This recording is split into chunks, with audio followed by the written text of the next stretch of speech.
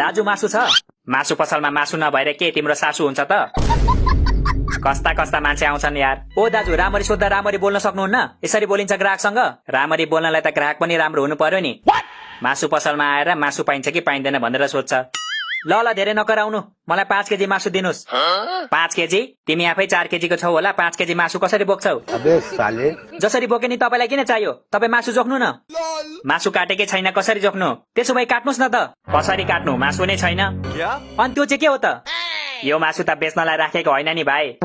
अनि किन राख्नु भएको त? यो त कस्टमरलाई तान्न मात्र राखेको हो के। दाजु मासु कसरी छ? हिजो जसरी थियो आज पनि त्यसरी नै छ नि भाइ। अनि हिजो चाहिँ कसरी थियो त? हिजो त अस्तिको भन्दा 20 रुपियाँ बढी थियो भाइ। हे दाजु नजिस्किनु न हौ, छिटो भन्नु न कसरी छ मासु? के को मासु चाहियो तिमीलाई? खसी, कुखुरा, राँगा, भैँसी, सुँगुर, मुसा, बिरालो, भ्यागुता, गडेउला, के को चाहियो? यति धेरै मासु पाइन्छ तपाईकोमा? पाउन त कुखुराको मात्र पाइन्छ नि, तर तिमी भन्छौ भने जेको मासु पनि मगाइदिन सक्छु म। मगाइदिउ त गडेउलाको? पर्दैन दाजु, मलाई कुखुराकै चाहिएको। कसरी छ केजीको? 1 केजीको 400 अनि 2 केजीको 800। भन कति केजी लान्छौ? 1 केजीको 400 भएपछि 2 केजीको 800 त हुन्छ नि, भनिराख्नु पर्छ र? पर्छ नि भाइ, सबै म जस्तो पढे लेखेका कहाँ हुन्छन् त? ओ दाजु, तपाईले मलाई अनपढ मान्छे भन्न खोज्नु भयो? होइन नि भाइ, मैले त तिमीलाई स्कुल कलेज नगएको मान्छे पो भन्न खोजेको त। दाजु, तपाईँ मासु बेच्न बस्नु भएको कि अर्काको मजाक उडाउन बस्नु भएको? बस्न त मासु बेच्नै बसेको हो भाइ, तर पार्ट टाइम मजाक पनि उडाउँछु के। दाजु मासु नदिने हो तपाईँ? मैले कहाँ मासु दिन्छु त भाइ? मासु त जनावरले दिन्छ नि। मैले त मासु बेच्नै पो हो त। त्यसो भए बेच्नु न त मलाई, अघिदेखि भनिरहेको छु त। है, तिमीलाई कसरी बेच्नु हौ? अर्काको छोरालाई बेचे भने त जेल लगिहाल्छ नि मलाई। हत्तेरीका, मलाई बेच्नुस् भनेको होइन के, तपाईसँग भएको मासु चाहिँ मलाई बेच्नुस् भनेको। मासु त सकेको छ भाइ, एकछिन पर्खिनु पर्छ। कहाँ सकिन्छ? उता छ त मासु। त्यो मासु कस्टमर तान्नलाई मात्र राख्नु भएको रे दाइले। अनि कस्टमर तानेर मात्र हुन्छ? बेच्नलाई मासु खै त? रुको जरा। मासु आउँदैछ क्या भाइ, चिन्ता नगर न। कतिखेर आउँछु त दाइ? ढिलो भइसक्यो मलाई। हतार नगर न भाइ, आउँदैछ के। आएपछि सुरुमा तिमीलाई नै दिन्छु ल। के बोले भाइ? ओ दाइ, सुरुमा म आएको हो, मलाई दिनुपर्छ सुरुमा। तिमीलाई त हतार छैन नि भाइ, पखन एकछिन। हतार छैन रे? मैले त झन् कराईमा तेल तताएर आएको छु। तिमीले त तेल मात्र तताएछौ ब्रो, मैले त तेलमा प्याज पनि हालेर आएको छु। जेसुकै होस्, म सुरुमा आएको, त्यसैले मैले सुरुमा पाउनु पर्छ। दाजु, म तपाईँलाई 10 रुपियाँ एक्स्ट्रा दिन्छु, मलाई सुरुमा दिनु ल। 10 रुपियाँ त धेरै थोरै भयो नि भाइ, मलाई कम्तीमा पनि 11 रुपियाँ चाहिन्छ। म तपाईँलाई 20 रुपियाँ एक्स्ट्रा दिन्छु, मलाई दिनु सुरुमा। म 25 रुपियाँ एक्स्ट्रा दिन्छु, मलाई दिनु सुरुमा। पैसा ही पैसा होगा। ओ हेलो, एक्सक्युज मी, मासु कसरी छ दाइ? मासु 200 रुपियाँ केजी छ बहिनी।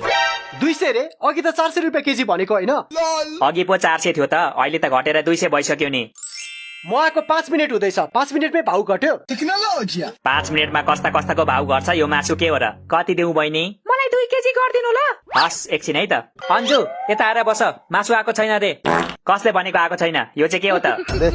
अनि यो मासु त नबेच्ने भन्नुभयो होइन? केटाहरूलाई पो नबेच्ने भनेको त, केटीहरूलाई त बेचिहाल्छु नि। ओ मिस्टर, चिन्नु नजानु कसलाई अन्जु भनेको? म अन्जु हो। त्यही नचिनेर त अन्जु भनेको नि, चिनेको भए त तिम्रो नामले बोलाइहाल्थे नि। नचिन्ने मान्छेलाई किन बोलाउनु पर्यो त? के काम छ र? अनि नबोलाइकन चिनजान कसरी हुन्छ त? किन हुनु पर्यो चिन्जान? तिमी को हो र तिमीसँग चिन्जान गर्नु मैले? लौ, अनि चिनजान भएन भने हाम्रो लभ कसरी पर्छ त अन्जु? अबे साले, ओइ केटा हो, तिमीहरू कहिले नसुधिने भइस है? केटी देख्ने बित्तिकै पछि लागिहाल्नु पर्छ। के गर्नु दाजु, केटीहरू हाम्रो पछि लाग्दैनन्, त्यसैले हामी नै केटीको पछि लाग्नु परेन त? बात त सही है। केटीको पछि नलाग केटा हो, जीवन बर्बाद हुन्छ। सही भन्नुभयो दाइले, हामी केटीको पछि लाग्नुहुन्न, नत्र दाइको जस्तै हालत हुन्छ हाम्रो पनि। भाइलाई दशैंको बेला दशा लाग्यो कि क्या हो? देख्दैछौ नि मेरो हातमा के छ? म जेन्जी हो दाइ, जेन्जी। अस्तिको आन्दोलनमा झन्डै गोली खाएको मान्छे हो म। तपाईको हतियार देखेर डराउँछु जस्तो लाग्छ? कन्ट्रोल। अनि नडराउने भए खुट्टा चाहिँ किन काम्दैछ त तिम्रो? ए, यो त जाडोले कामेको नि। आचु कस्तो जाडो भएको है? यो भाइ त लास्टै गफाडी रहेछ यार। तिमी साँच्चीकै आन्दोलनमा गएको थियौ र? ल दाइ, कस्तो कुरा गर्नु भएको? आन्दोलनमा सबभन्दा ढिलो पुग्ने अनि गोली चल्ने बित्तिकै सबभन्दा पहिला भाग्ने मै त हो नि। दाइ, मेरो मासु रेडी भयो? मासु त रेडी भयो कि बहिनी, तर एउटा कुरा भन्नै बिर्सेछु। के कुरा दाइ? यो मासु त हिजोको पो रहेछ बहिनी। के सिनो सिनो गनाउँछ भनेको त यो मासु पो रहेछ। छ्या, मलाई दिन यस्तो मासु, मलाई ताजा मासु दिनुस्। ताजा मासु आउँदैछ बहिनी, एकछिन पर्ख ल। कति पर्खिनु हौ दाजु? अघिदेखि आउँदैछ आउँदैछ मात्रै भन्नुहुन्छ, कहाँदेखि आउँदैछ? चाइनादेखि आउँदैछ है क्या हो मासु? चाइनिज मासु हो भने त म लादिन है।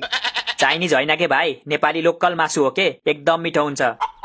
मिठो भएन भने हाम्रो पैसा फिर्ता गर्नुपर्छ है त दाजु अच्छा भइहाल्छ नि तिमी मासु फिर्ता गर म पैसा फिर्ता गर्छु खाएको मासु चाहिँ कसरी फिर्ता गर्नु नि हगेर फिर्ता गर्नु त्यो म जान्दिनँ तर पैसा फिर्ता चाहिन्छ भने मासु फिर्ता गर्नुपर्छ त्यो त सम्भव नै छैन नि दाइ खाइसकेपछि कसरी फिर्ता गर्नु तिमीले फिर्ता गर्नु पर्दैन बहिनी तिमीलाई मासु मिठो लागेन भने मलाई एक कल गर म घरमै आएर पैसा दिन्छु तिम्रो दाजु तपाईँ पहिला म्याथ टिचर हुनुहुन्थ्यो हो होइन नि भाइ किन र अनि म्याथ टिचरले जस्तै भेदभाव गर्नुहुन्छ त हामीलाई चाहिँ पैसा फिर्ता नगर्ने अनि उसलाई चाहिँ घरमै गएर दिने मैले भेदभाव गरेको होइन नि भाइ मैले त नारीको सम्मान पो गरेको त मत करो रन लो अनि हामी पुरुषहरू चाहिँ गल्लीको कुकुर हो हामीलाई चाहिँ सम्मान गर्नु पर्दैन चिन्ता नगर न भाइहरू तिमीहरूलाई पनि एक दिन सम्मान गर्छु म कहिले गर्नुहुन्छ त दाइ पख न 10-15 दिनपछि कुकुर तिहार आउँदैछ त्यो दिन माला लाएर सम्मान गर्छु म तिमीहरूलाई साले तू